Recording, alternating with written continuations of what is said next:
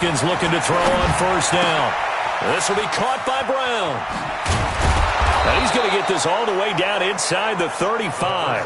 That'll wind up a gain of 27 on the catch and run. Not only have they completed a couple on this drive, but they peeled off some pretty good chunks of yardage, too. Absolutely. Great start. 2 nice plays in the pass game. Now can they continue to feed off that?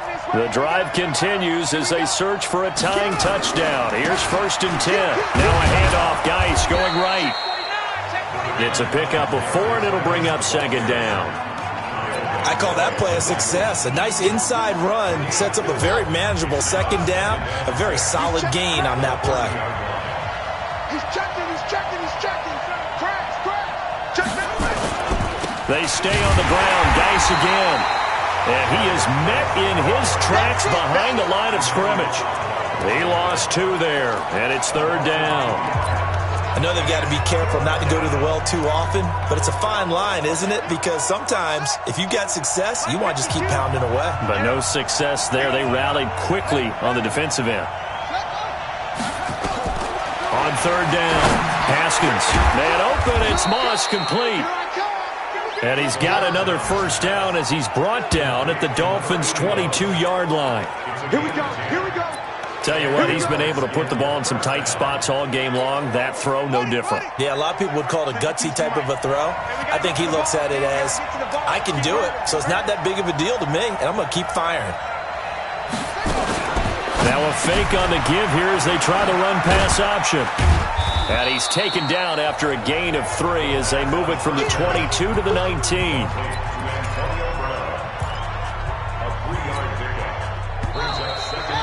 Fourth quarter, down to the final 2 minutes, and we've got a 1-score game. So it's Redskin football here as we welcome you back. They come up on a 2nd down now in a game that looks like it's going to go down the wire. Now a fake on the give here as they try the run-pass option. And they go the wrong way here. Knocked back to the 20. Offense. Well, that's one of the drawbacks of running the RPO. If those linemen go into run block mode, you can't throw it if they're more than a yard downfield.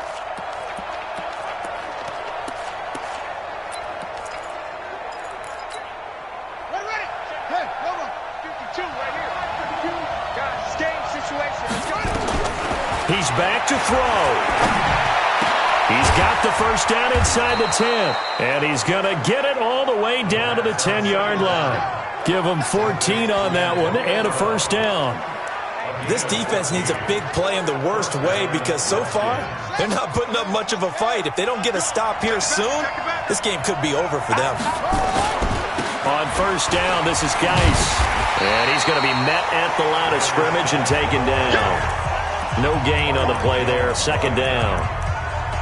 Well, it's been the air game that's taken them down on this drive before they finally turned around and handed it off on the last play. And now they're looking for the big boys to get him in the end zone. Couldn't do it there. It'll be interesting to see. Offensive lines had to pass block a lot on this drive. Will they be able to revert and fire out and create some space in the run game?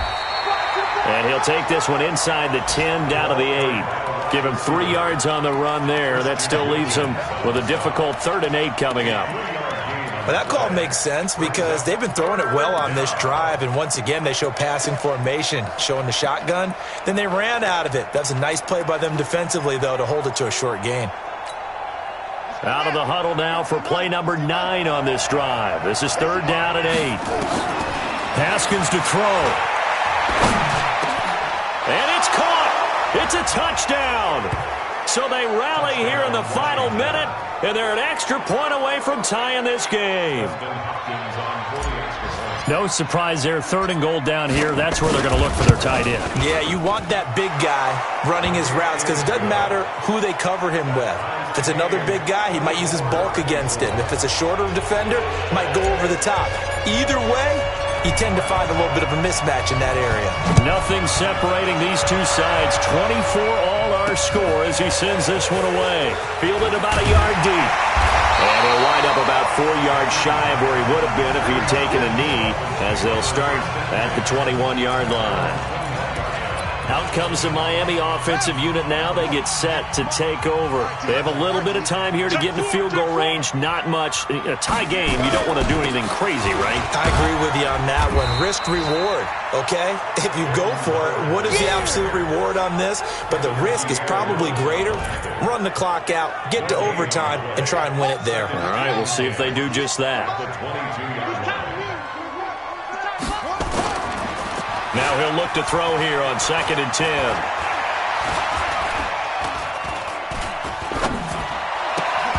And his throw here's incomplete.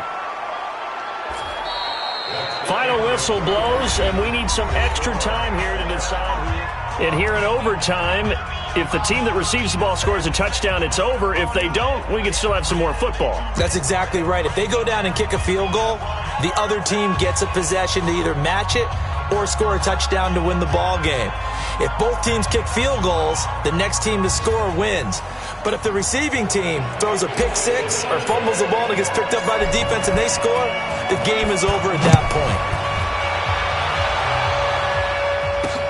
Fielded about a yard deep. And the decision to come out is going to cost him 5 as he's taken down right at the 20. And out come the Dolphins now. They control their own destiny here. They have the football in overtime. Obviously, a touchdown would win it. And I think teams around the league are still adjusting to the idea of nowhere to escape, and he goes down.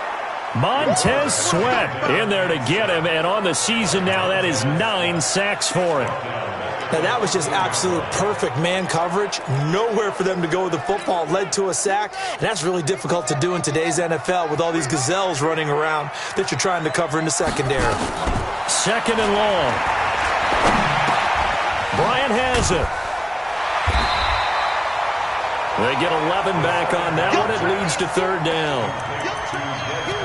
And with that last play, he's now up over that 300-yard mark. And in today's NFL, it almost feels routine.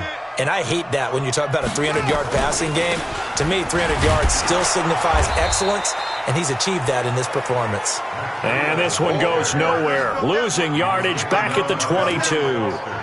The temptation to go for it probably there. Always is, especially in overtime.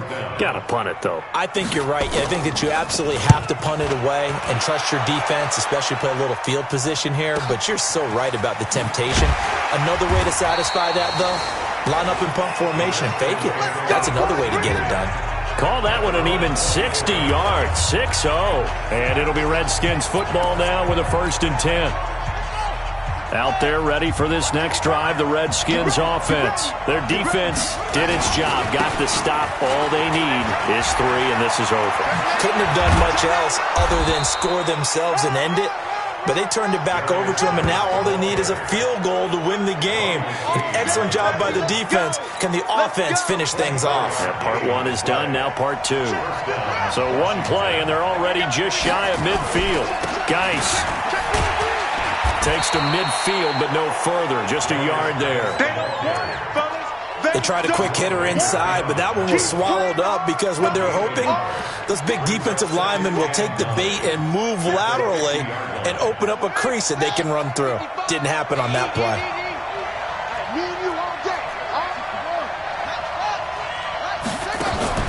Now what can Haskins do here in overtime? That's complete to his receiver, McLaurin.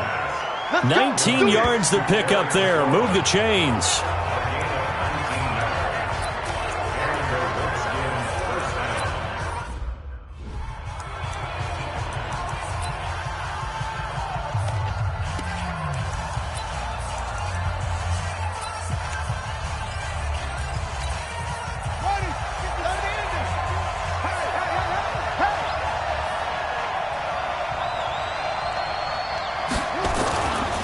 Here's Geis. And the second wave of tacklers is going to get him as they stop him behind the line.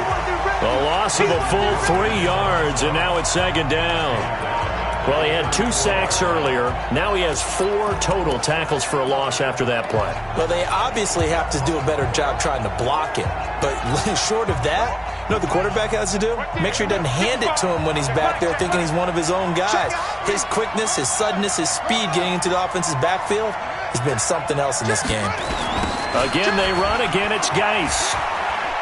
And not able to break away this time as they're going to stop him right around the line of scrimmage. Call it no gain there, and now they're looking at a 3rd and 13.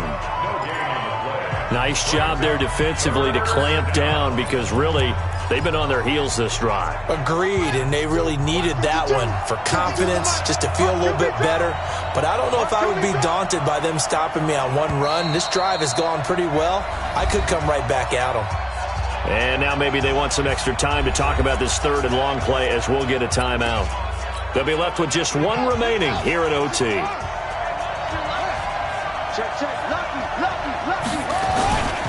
Third down, here's Geis. And he's going to get this to the 31, but that is still well short of what he needed. 2 yards on the pickup there. It's 4th down.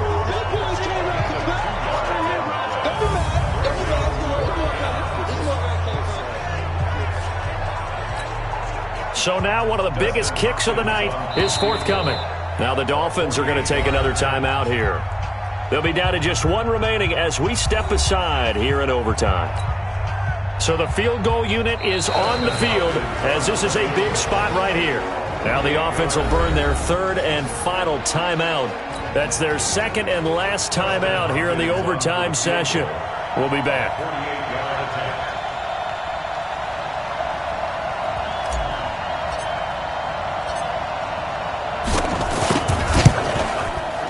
And he got it. The kick is good in overtime. He's able to split the uprights. And they have regained the lead. Now remember, this one is not over. But with the time running short here in this overtime, that could very well be the game winner. Yeah, remember now, the other team does get a possession. But when the clock runs out, that's it. So that was a well-calculated drive to use up the majority of the clock and leave.